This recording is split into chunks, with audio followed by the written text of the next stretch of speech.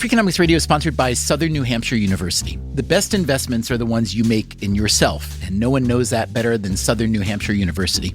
With more than 200 online degree programs, no set class times, and low online tuition, Southern New Hampshire University is built to fit your life today and set you up for success tomorrow. Education is an investment. Why not make it a smart one? Apply for free at snhu.edu/Freakonomics. Freakonomics Radio is sponsored by Hotels.com. Hotels.com gives you access to hundreds of thousands of hotels worldwide, and when you join for free, you can save up to 20% instantly with member prices. Plus, every stay earns rewards, so when you book one trip, you're already lowering the cost of the next one. Hotels.com is simple, rewarding, and designed to help you get more out of every stay. Sign up for free and book today. Hotels.com. It's all in the name. Freakonomics Radio is sponsored by Amica. You know what they say, if you want to go fast, go alone. If you want to go far, go together. So go with Amica and get coverage from a mutual insurer that's built for their customers, one that looks after what's important to you together. Auto, home, life, and more, coverage that fits your unique needs. Amica helps you protect what matters most. Visit amica.com and get a quote today.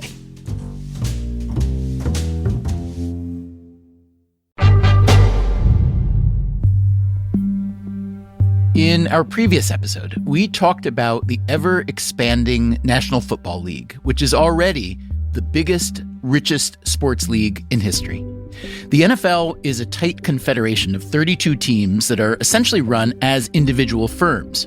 Unlike the European soccer leagues, where the worst teams are pushed out each year and replaced by teams from the lower ranks, the NFL is a closed ecosystem, and it is an extraordinarily powerful one. The NFL lies at the center of not only sport, but also media and advertising, gambling, pop culture, and politics, and just about anything else you can think of. It may be sacrilegious to say this, but it may also be true. The NFL, which plays most of its games on Sunday afternoon, is the closest thing we have today to a national religion. In 1960, on Meet the Press, Martin Luther King Jr. made the following observation about church-going. I think it is one of the tragedies of our nation, one of the shameful tragedies, that 11 o'clock on Sunday morning is one of the most segregated hours, if not the most segregated hours in Christian America. If Sunday morning church time is, or at least was, the most segregated hour in America, would it also be sacrilegious to say that the rest of Sunday is the least segregated? There are countless constituencies attached to this game. Because of that, the NFL draws enormous attention, and it often sets the cultural or political agenda, especially when it comes to society and race. The story we began last week looked at an NFL policy called the Rooney Rule, named after the late Pittsburgh Steelers owner Dan Rooney. The rule was adopted in 2003, and it required that whenever an NFL team hired a new head coach, which happens on average about every 3 years, that they interview at least one candidate who isn't white. Some people saw this move as long overdue, since the majority of NFL players were black and the vast majority of head coaches were white. Dan Rooney's name was attached to this policy not only because he helped build consensus for it among the league's 32 team owners, but because his Steelers had been out front on diverse hiring at every level of the organization. Players, coaches, scouts, team executives, and more. The Steelers also had the most Super Bowl wins in history, so there was some proof of concept there. The Steelers' current head coach, Mike Tomlin, is a black man and the longest tenured coach in the NFL. Tomlin hasn't won a Super Bowl since 2009, but he also hasn't had a single losing season in 17 years. In other words, the Rooney family, which still owns the team, has lived out the Rooney Rule. Several other teams followed them, and in the first decade of the rule, it seemed to have the intended effect. Today on Freakonomics Radio, we'll hear where things went wrong in the second decade. Yes, I would call that a sham interview.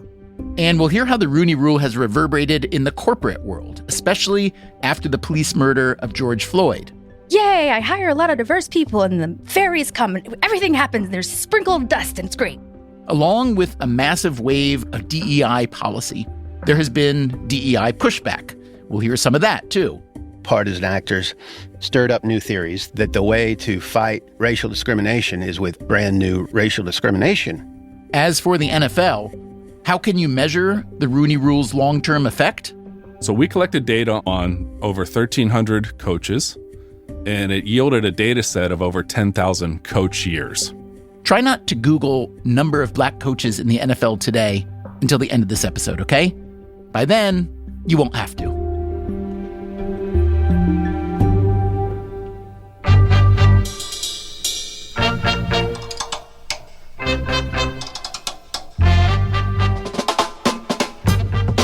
This is Freakonomics Radio, the podcast that explores the hidden side of everything, with your host, Stephen Dubner.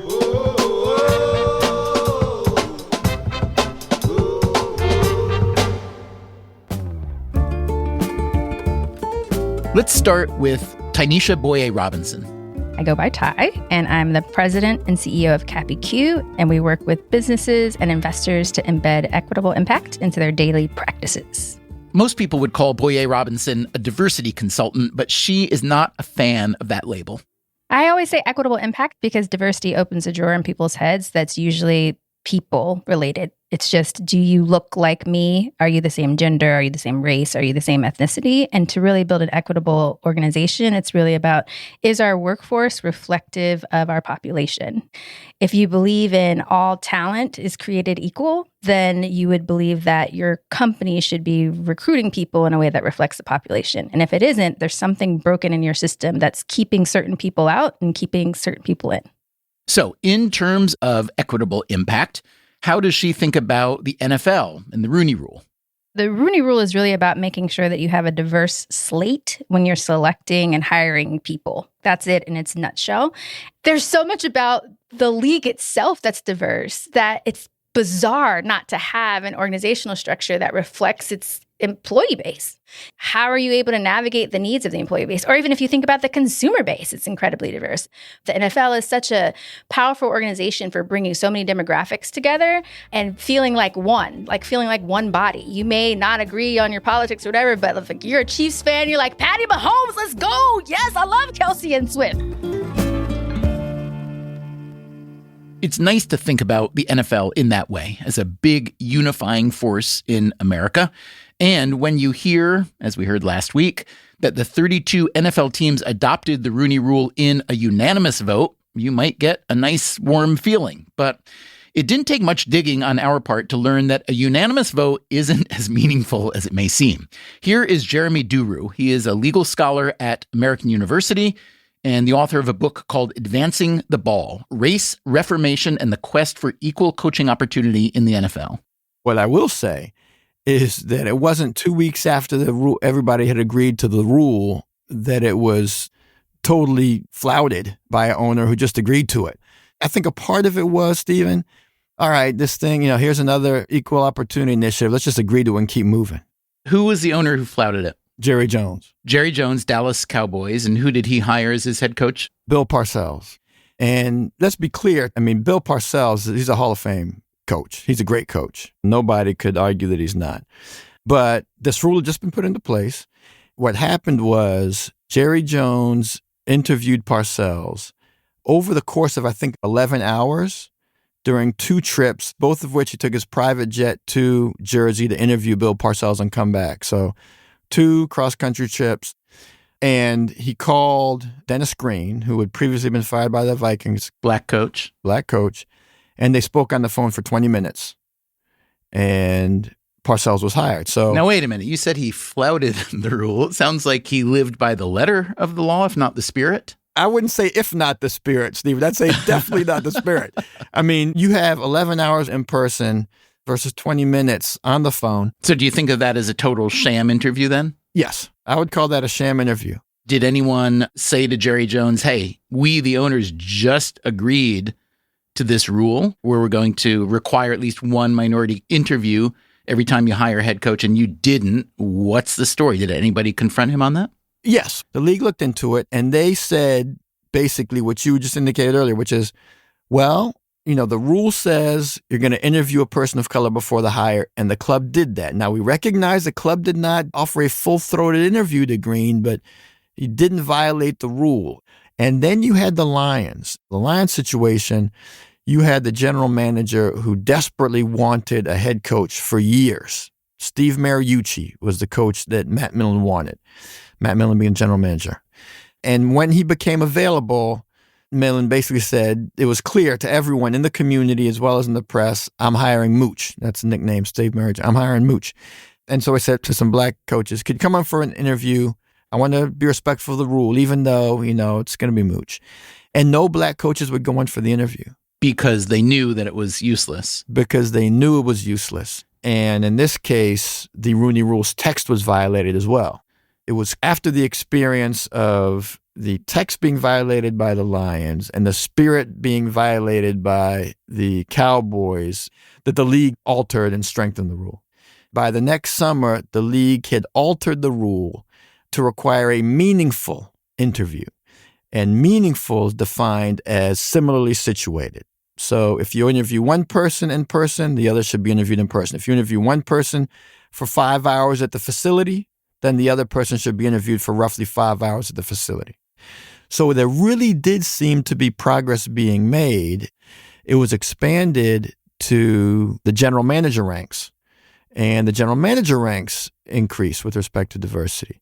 Around 2007, 2008, the rule was so well respected in the league, and it's been exported to organizations across the world and in this country, totally apart from sport. So most trends, once they start in a strong direction, positive or negative, they develop some momentum, and even if they might have been unusual 10 years ago, once they become the norm, they just stay the norm.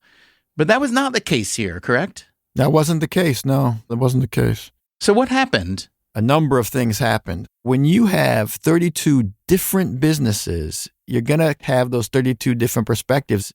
You just had some organizations that just weren't really into it.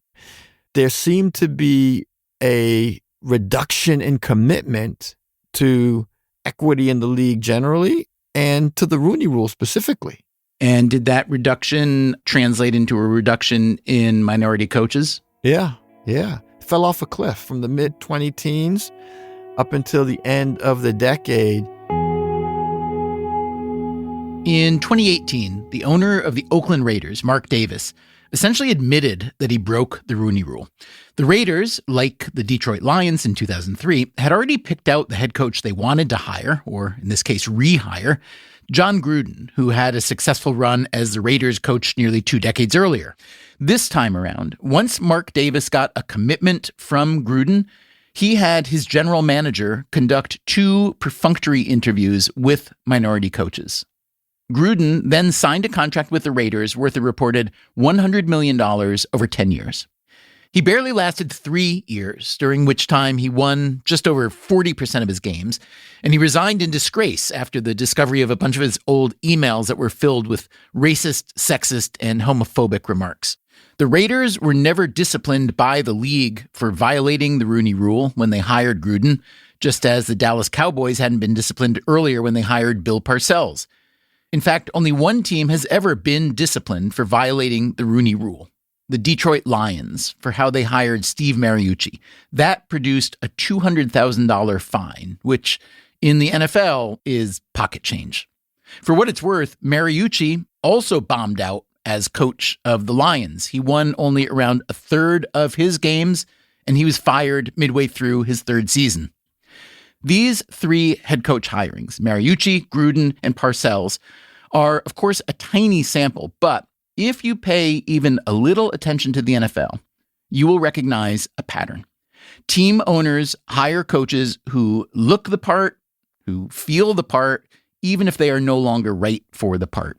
Even if there might be better candidates out there who, for one reason or another, don't quite look the part to the team's owner. By 2019, there were just 3 black head coaches in the league, the same number as in 2003, the year the Rooney Rule took effect. Yeah, so the situation had become bad. That was a situation among NFL head coaches, at least. But as Jeremy Duru noted earlier, other organizations had begun to take interest in the Rooney Rule. The underlying policy is pretty simple. It requires what HR people call a diverse candidate slate. This was hardly a new idea in corporate America. Companies like Goldman Sachs and Starbucks had already adopted it without much fanfare. But there was something about the simplicity of the Rooney Rule, or maybe it was the catchier name or the halo effect of the NFL, that gave this policy a bit more buzz. In New York, City Controller Scott Stringer sent a letter to a few dozen big American companies, including AT&T and Walt Disney, calling for them to adopt a version of the Rooney Rule and noting its connection to the NFL, a nice halo effect. Within a year, Stringer's office announced that 14 of those companies had adopted the policy. The city of Portland, Oregon, adopted the Rooney Rule for hiring municipal employees. So did the city of Pittsburgh. It was also adopted by the English Football League, which includes the 3 main soccer divisions below the Premier League.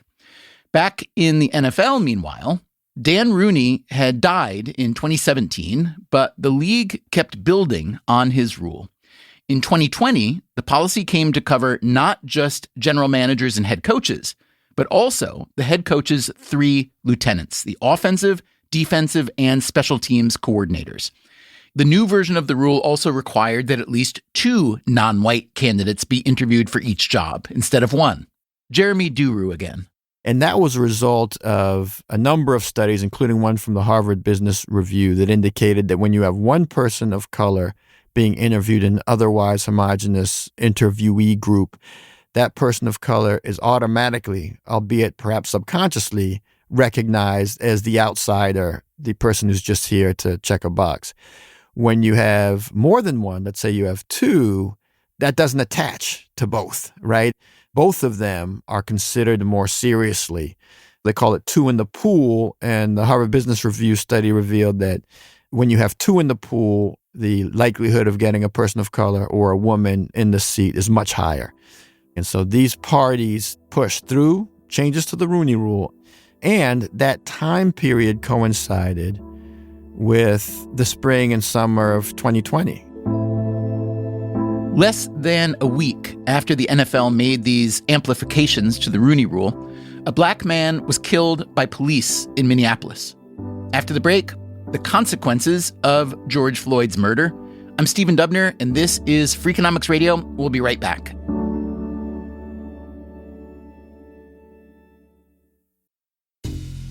Freakonomics Radio is sponsored by Southern Company. The world and its energy needs are always changing. Southern Company's commitment to meeting this demand stays the same. That's because Southern Company believes energy is more than a utility, it's what powers possibilities. So they are looking ahead and investing $80 billion in infrastructure upgrades and are committed to fueling growth in ways that benefit all customers so that reliable and affordable energy is accessible for generations to come. Go to southerncompany.com to learn more. Southern Company, building the future of energy.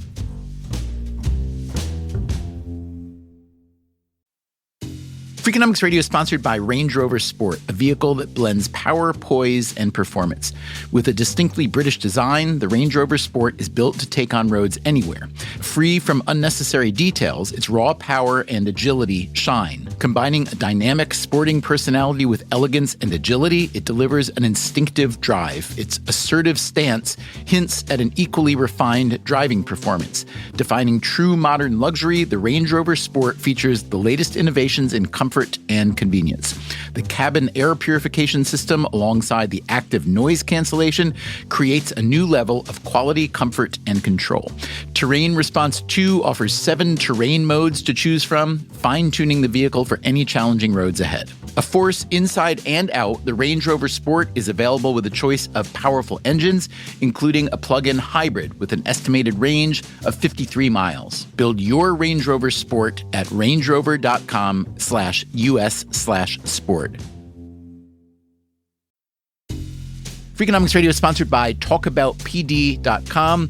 Let's talk about Peyronie's disease, or PD. It's not widely talked about, and some men may feel reluctant to bring it up, but it's more common than you would think. PD can happen when scar tissue builds up under the skin of the penis, causing a curve with a bump during an erection that for some men may lead to pain during intimacy and impact mental health. A trusted urology specialist can help diagnose PD and walk you through your options, including non-surgical treatment. Visit talkaboutpd.com.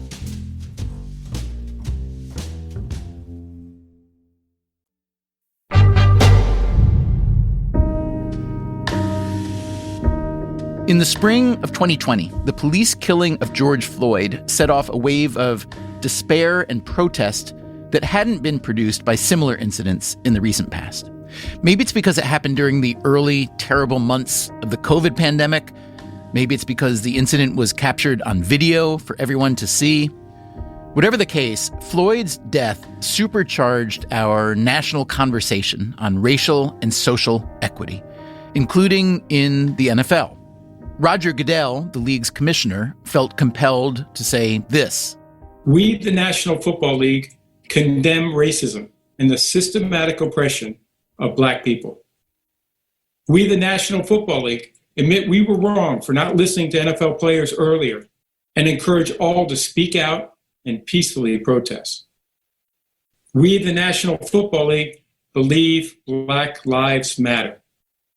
I personally protest with you and want to be part of the much-needed change in this country. Without Black players, there would be no National Football League. That line about admitting we were wrong for not listening to NFL players earlier, that seems to refer to the NFL's treatment of Colin Kaepernick. Kaepernick was a San Francisco 49ers quarterback who, a few years earlier, began taking a knee rather than standing during the pregame national anthem to protest police brutality. Not long after, Kaepernick's NFL career was essentially over. But now, in the aftermath of the George Floyd murder, the NFL pledged $250 million over 10 years to combat systemic racism, as they put it. Some of this took the form of on-field messaging. Players were allowed to wear social justice messages on their helmets. Teams painted slogans in their end zones. It takes all of us and end racism. The pregame now included a performance of Lift Every Voice, a song known as the Black National Anthem. And if you've been watching NFL games this season and wonder why you're seeing so many Get Out the Vote ads, that too is part of the program. The National Basketball Association made similar changes. Even NASCAR got on board. The National Association for Stock Car Auto Racing has never been known for racial enlightenment. In fact, quite the opposite. But after the George Floyd killing, NASCAR banned the Confederate battle flag from all its events and properties. NASCAR President Steve Phelps later said that banning the flag had a surprising upside, a big surge in younger fans who had been turned off by NASCAR's redneck reputation.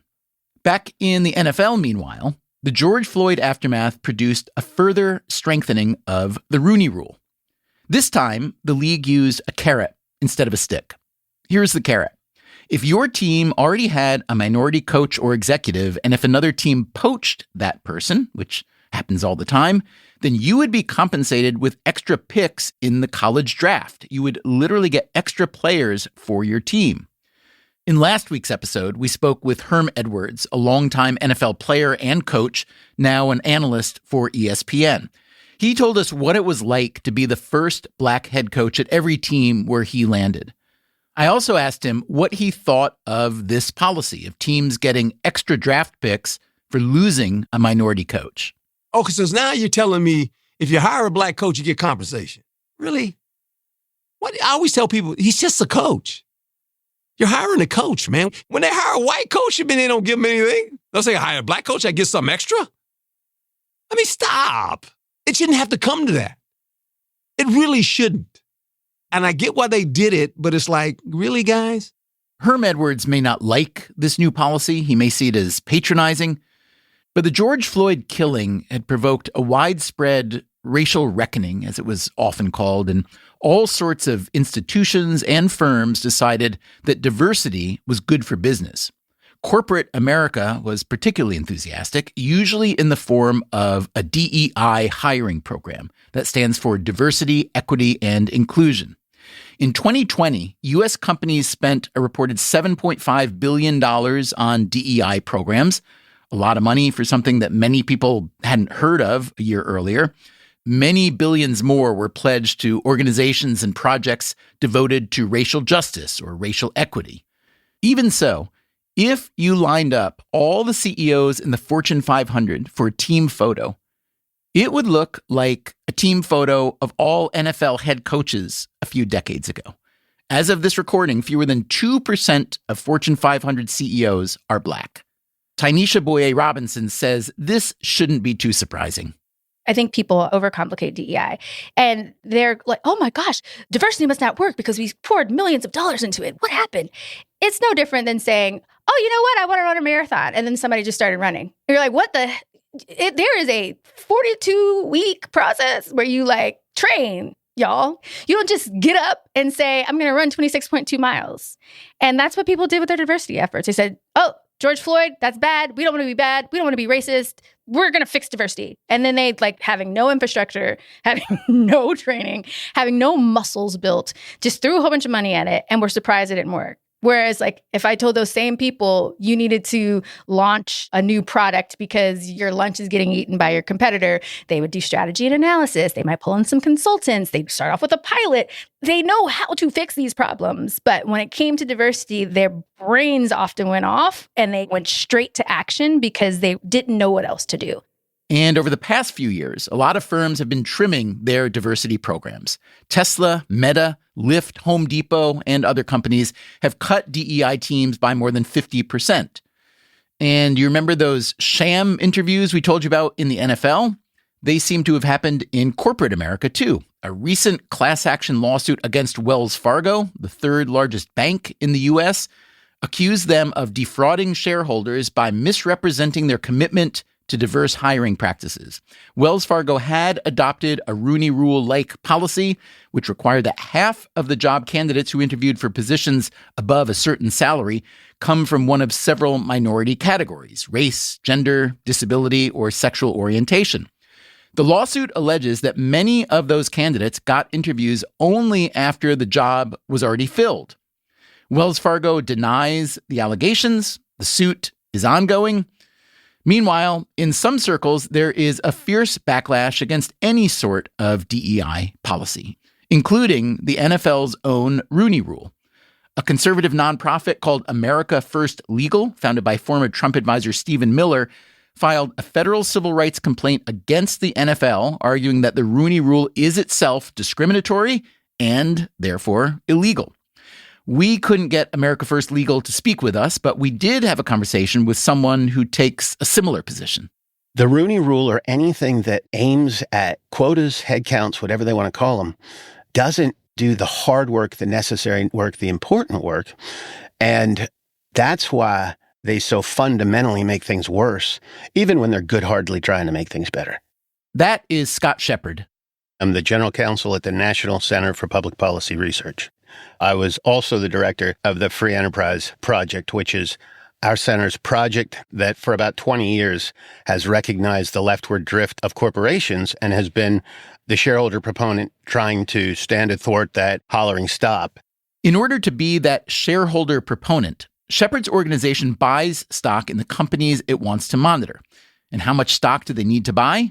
One share if we want to try to make a comment at a shareholder meeting. But to submit a shareholder proposal, the floor is very low. It's only continuously owning $2,000 worth of a company for 3 years without let-up. And how does Shepard see his organization representing the interests of the shareholders? We are fighting the breaches of fiduciary duty, and particularly the breaches of fiduciary duty arising from partisanship, from directors and executives taking their eyes off the ball and getting involved in completely unnecessary, completely unrelated to core business, partisan controversies that are guaranteed to upset lots of people, to have high potential risk and not much upside. When things are good for companies, no behaviors have to be forced. If discrimination on the basis of race, sex, and orientation were good for corporations, corporations would have been figuring out a way to do it on their own.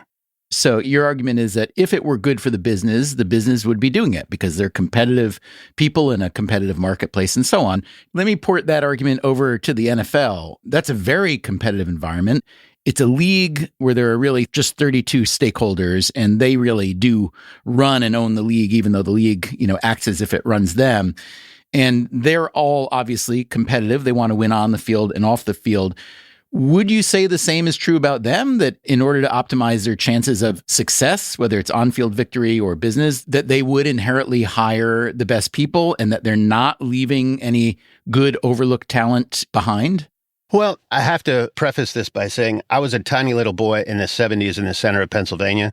So I am, I think, legally disbarred from saying anything unpleasant about a Rooney. And I won't, because I think that Dan was, we're not on a first name basis. I think that Dan was kind of heart and good of soul and recognizing something that was a real, true problem and a problem of discrimination in the NFL. You can't possibly have the numbers that he recognized without there being some genuine systemic internal discrimination, I should think. It was a careful move. It was thoughtful. And I think that it was the right place to try something like that.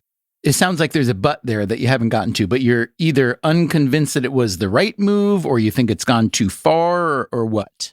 All discrimination on invidious grounds, race, sex, orientation, is wrong and leads to bad consequences for everybody, but particularly the people on whose behalf the discrimination supposedly occurs. Because once the Rooney Rule's in place, then every black interviewee has the question mark hanging over his head. Is he, or maybe someday she, legitimately there, or are they being used as a token? And once that stain arises, everybody's tarred. Justice Thomas has talked about he having been tarred. So I think it runs everywhere. Do you think the Rooney Rule is unconstitutional? Well, I think that the Rooney Rule, as applied by Dan Rooney, when it was and how it was, might be. But when there's direct proof of past discrimination by a specific organization, they can take some steps consonant with the Constitution to rectify those specific deeds. I just genuinely don't know what the courts would decide about the constitutionality, but once you hop outside of the NFL, it is absolutely and unequivocally unconstitutional. If I were to ask you what share of, let's say, the 500 biggest companies in the U.S. are engaged in what your organization would consider illegal DEI practices, what would that number be? If I could add a probably, or it's our best evaluation, I would say something above 75%. And give me some evidence of what makes you think the number is so high.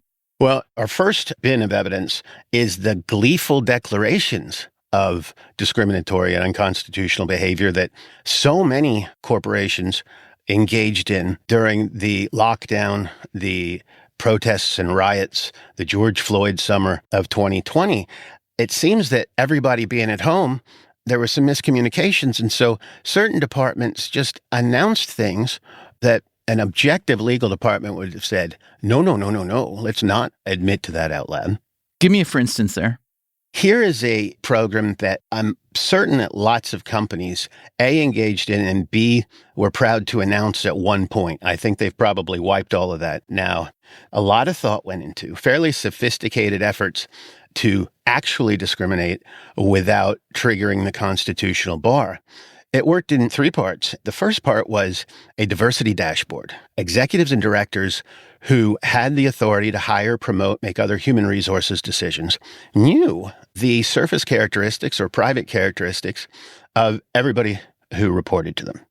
And then they set, and companies were very careful about the word, although not the content, just goals, not quotas, for what sort of surface or private characteristics were meant to be achieved.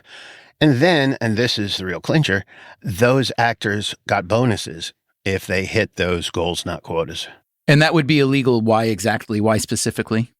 It is illegal to discriminate on the basis of race, sex, or orientation, even if a company's made it more difficult to discover just where in the process the actual discrimination occurred.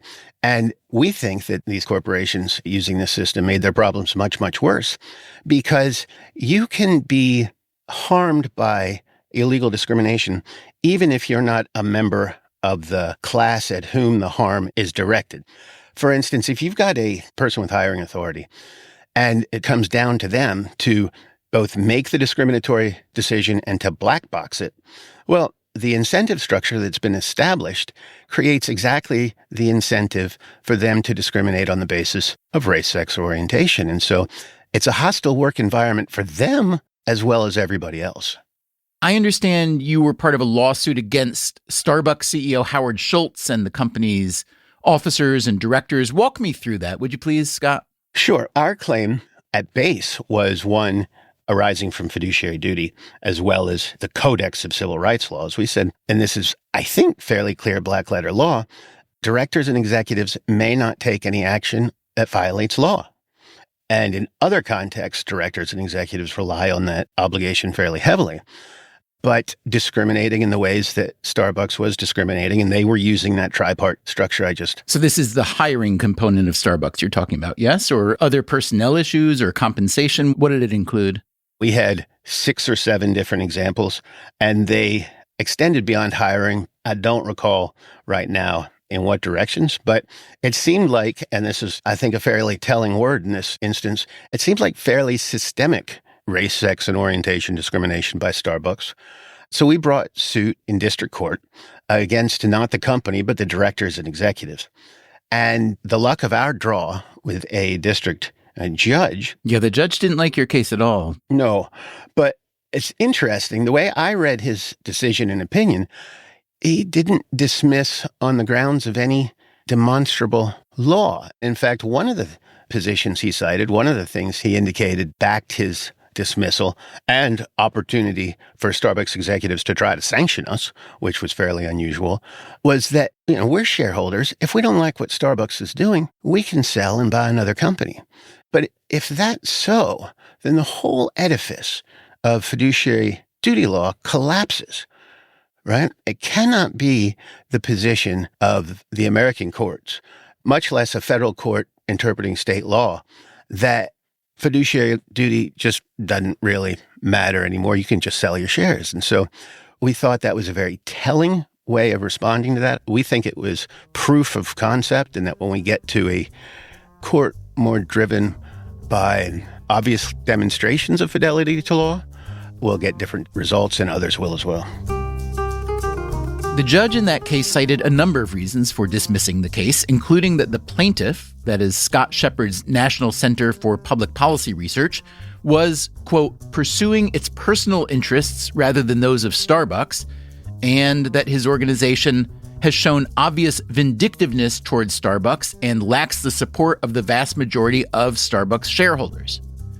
That said, if you think the Starbucks case was the last of its kind in this DEI era, you are almost certainly wrong. Coming up after the break, back to the NFL and one researcher's attempt to perform what he calls equity analytics. It is more interesting than it sounds, I promise. This is Freakonomics Radio. I'm Stephen Dubner. We'll be right back. Freakonomics Radio is sponsored by Figure. Did you know that 40% of homeowners own their home outright? If that's you, don't let your equity sit idle. Tap it with a home equity line of credit. Figure, the #1 non-bank HELOC lender in the U.S., helps tap equity you've built in your home so you can do things like tackle a renovation or pay down debt. HELOC is a line of credit secured by your home. You can draw what you need, repay, and draw again. Figure offers a 100% online application. Get approved in 5 minutes and funding in as few as 5 days. It's faster than a bank loan and cheaper than a personal loan. Check your rate today without impacting your credit at figure.com/Freakonomics. This post is sponsored by Figure, NMLS ID 1717824. Figure is an equal housing lender. For more information about their licensing, visit nmlsconsumeraccess.org. Figure's HELOC is subject to credit approval and terms apply. Freakonomics Radio is sponsored by Zip System. Zip System building enclosures are designed as one integrated roof and wall system that makes it faster and easier to create a tight, dry building enclosure. Instead of a mix and match approach, all components work together as one system, eliminating the need for house wrap and felt. Because they keep your build protected against weather starting from day one, that means fewer steps and less opportunities for delays. Explore their family of products and learn more at zipsystem.com. Freakonomics Radio is sponsored by LinkedIn ads. Ever invested in something that didn't live up to the hype? Marketers know that feeling. They optimize for the numbers that look great, like impressions, but then they don't see revenue. LinkedIn has a word for that: bull spend. Instead, you can get the highest ROAS of major ad networks with LinkedIn. Cut the bull spend, advertise on LinkedIn. Spend $250 and get a $250 credit. Go to linkedin.com/Freakonomics. Terms apply.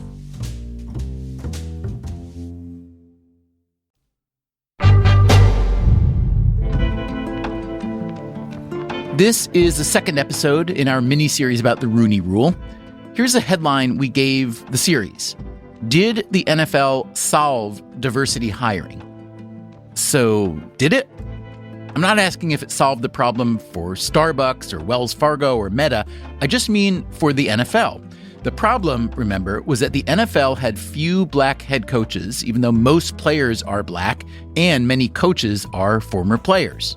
So did the Rooney Rule solve that problem? To answer that, we need to hear from one last guest. My name is Chris Ryder. I'm a self-described expert in what I call equity analytics. Ryder is a professor of entrepreneurial studies at the University of Michigan's Business School. And what does he mean by equity analytics? I document gaps among groups of people, gaps in pay, promotions, any kind of career outcome. I then try to understand what causes those gaps, and then I design interventions to close those gaps that we deem to be inequitable. Ryder used to study pay gaps among attorneys, but a few years ago, he and some colleagues realized they could get hold of data that allowed them to study a slightly more high-profile labor force: NFL coaches. We collected 3 decades worth of career history data for NFL coaches. This is the kind of data that would be nearly impossible to collect in any other setting.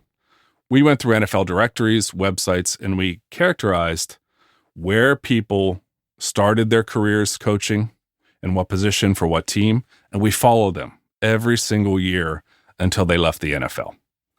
Then we went back and also collected the position that they had played, if not in the NFL, then in college or high school.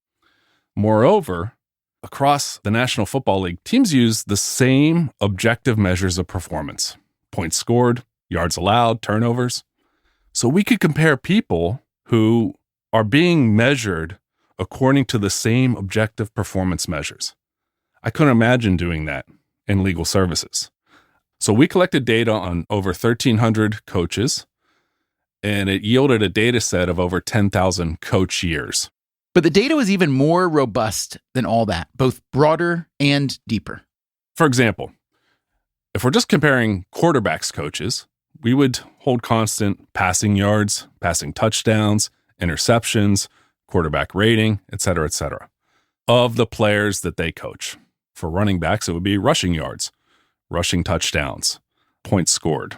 We can do this at a team level, winning percentage, at a unit level, offensive or defensive efficiency, and then we can standardize those so that they are comparable across positions. That is, we can compare running backs coaches who are in the 90th percentile of performance for running backs coaches to linebacker coaches who are in the 90th percentile of linebacker coaches in terms of performance. In addition to the objective performance metrics, we can hold constant a lot of factors in the NFL that would be difficult or impossible to hold constant in another setting. If a coach's brother, father, or some other relative is coaching in the NFL, then we can hold that constant and compare coaches who have kinship ties to those who don't. If a coach coached under a very established or successful coach like Bill Belichick or Tony Dungy, we can hold that constant. With all this data, Chris Ryder and his colleagues now tried to answer one key question. Why are NFL head coaches disproportionately white men? Their massive data set covered the NFL seasons from 1985 to 2015. The Rooney Rule was implemented in 2003, roughly 2/3 of the way in. So we conduct a standard promotion analysis, which is we take all the coaches who are at risk of being promoted to a higher level, and we model the likelihood that they are promoted to a higher level at the end of the year. And we do that based on all of those factors: playing position, coaching position, performance, kinship ties, networks, et cetera, et cetera. And what'd they find? We find that all else equal, white coaches are approximately 60 to 70% more likely to get promoted at the end of a season than coaches of color are, even when we hold constant all of those factors. And how about the impact of the Rooney Rule? I believe that the Rooney Rule is likely effective.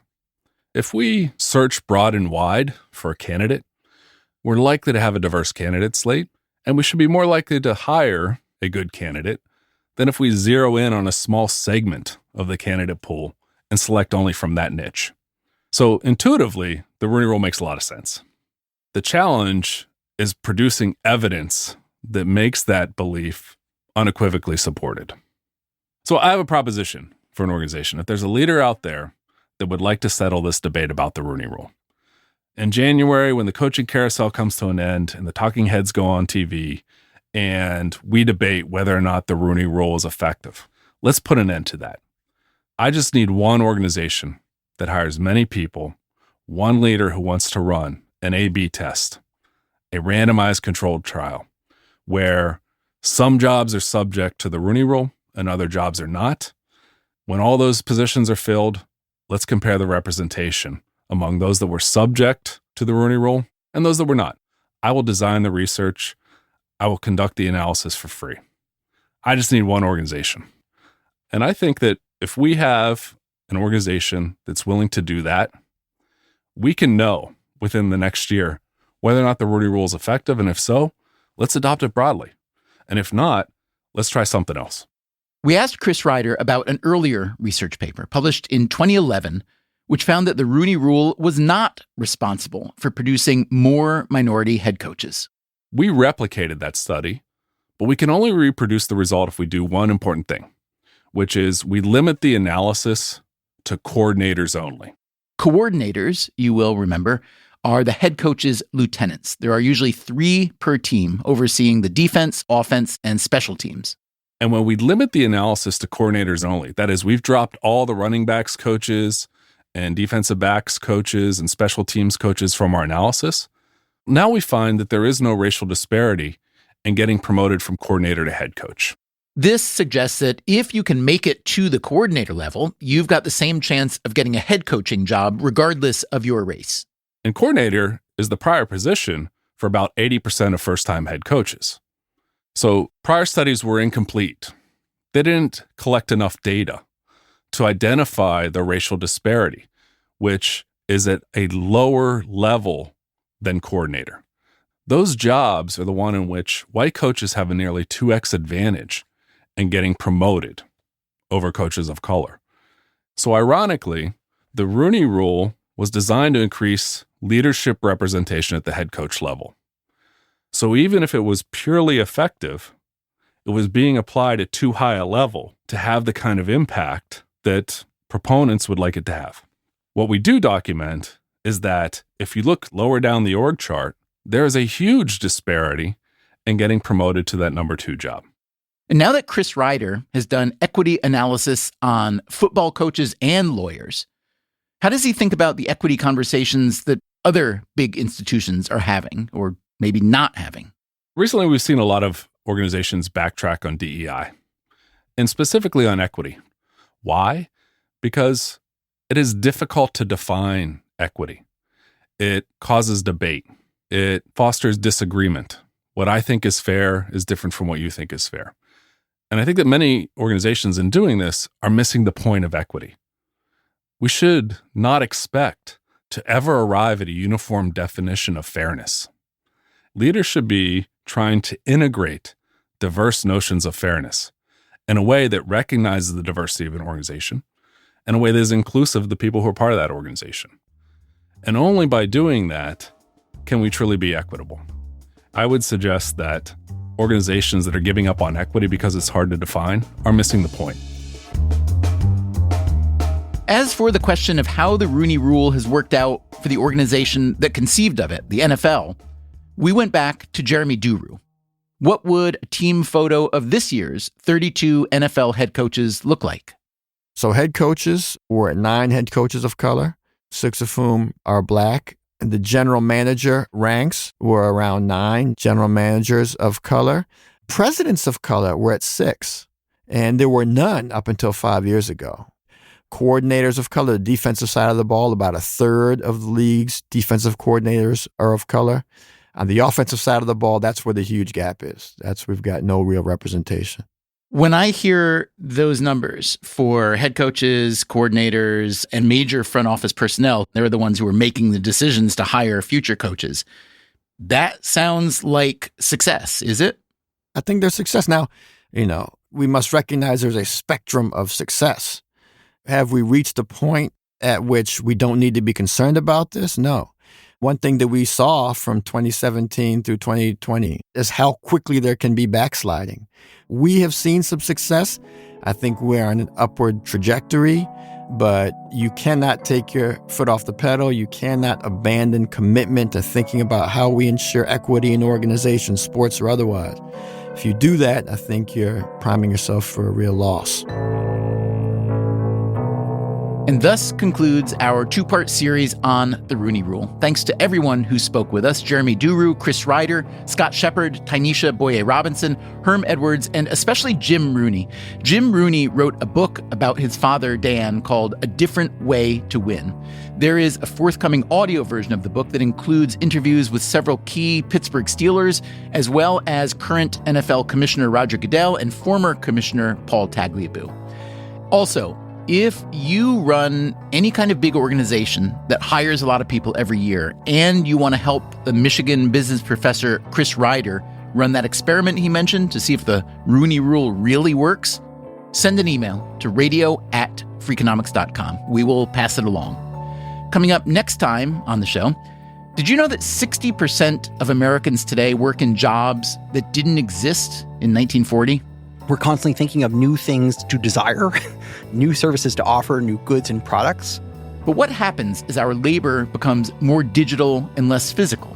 Modern efficiency has robbed most of us of that profound satisfaction that comes from baking a loaf of bread, digging a hole in the garden, going fishing. There are still people doing physical work.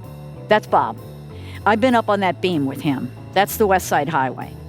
But we talk about all those new jobs, too, jobs that sometimes require an explanation.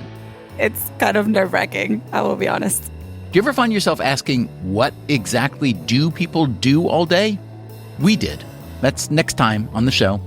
Until then, take care of yourself. And if you can, someone else, too.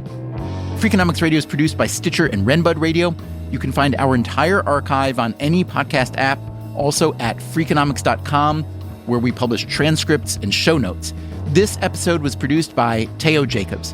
Our staff also includes Alina Kuhlman, Augusta Chapman, Dalvin Abuaji, Eleanor Osborne, Ellen Frankman, Elsa Hernandez, Gabriel Roth, Greg Rippin, Jasmine Klinger, Jeremy Johnson, John Schnars, Julie Canfer, Lyric Bowditch, Morgan Levy, Neil Carruth, Rebecca Lee Douglas, Sarah Lilly, and Zach Lipinski. Our theme song is Mr. Fortune by the Hitchhikers. Our composer is Luis Guerra. As always, thank you for listening. This is my favorite question. The Freakonomics Radio Network, the hidden side of everything. Stitcher.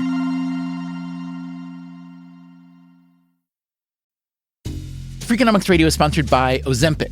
Innovation happens through rethinking what's possible, and when it comes to GLP-1s, Ozempic pill does just that.